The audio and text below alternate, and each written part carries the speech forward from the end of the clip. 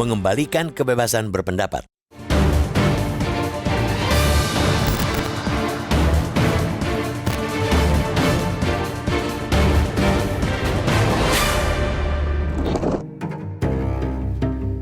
Ekspresi positif publik seketika meluap setelah Mahkamah Konstitusi membacakan putusan terkait dengan pengujian Undang-Undang Informasi dan Transaksi Elektronik atau Undang-Undang ITE.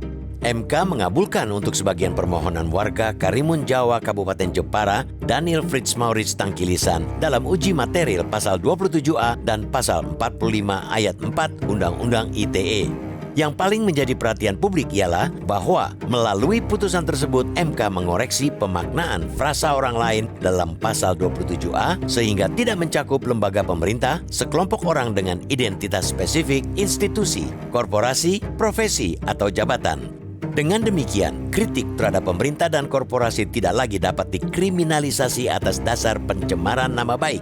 Secara singkat, putusan MK tersebut dapat dimaknai sebagai pintu masuk untuk mengembalikan kebebasan berpendapat di negeri ini yang selama ini sebagai ruhnya direnggut oleh Undang-Undang ITE. Dengan meluruskan atau membatasi pasal multitafsir dalam undang-undang tersebut, MK dinilai telah melempengkan kembali prinsip freedom of expression yang menjadi fondasi dari konsep demokratisasi yang kita anut.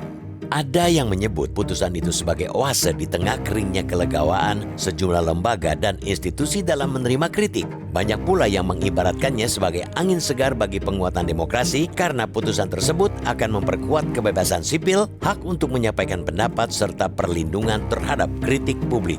Selama ini harus diakui kebebasan berserikat, berkumpul, dan mengeluarkan pendapat yang sejatinya merupakan hak setiap orang dan dilindungi negara sebagaimana termaktub dalam pasal 28E ayat 3 Undang-Undang 1945 masih kerap diinjak-injak.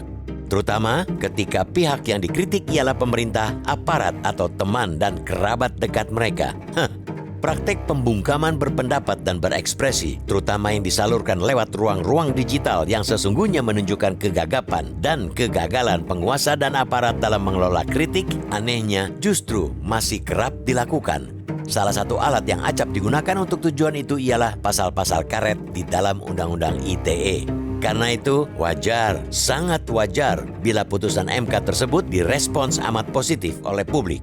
Di tengah kemerosotan kualitas demokrasi di Indonesia, bahkan dilabeli sebagai negara dengan demokrasi cacat, flawed demokrasi, hilangnya satu handicap tentu saja menjadi hal yang tidak hanya layak dirayakan, tapi mesti dimaksimalkan untuk bisa mengerek kembali mutu demokrasi tersebut.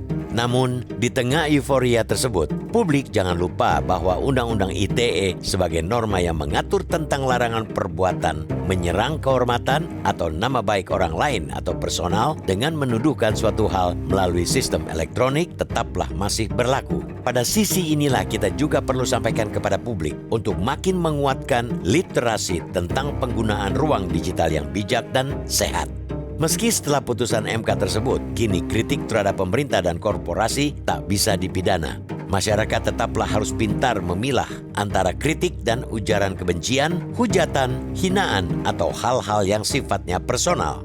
Setelah MK meniupkan angin segar untuk kebebasan berpendapat dan penguatan demokrasi, kiranya kini giliran kita untuk bersama-sama menjaga ruang digital tetap berada dalam kondisi bersih, sehat, beretika, dan produktif.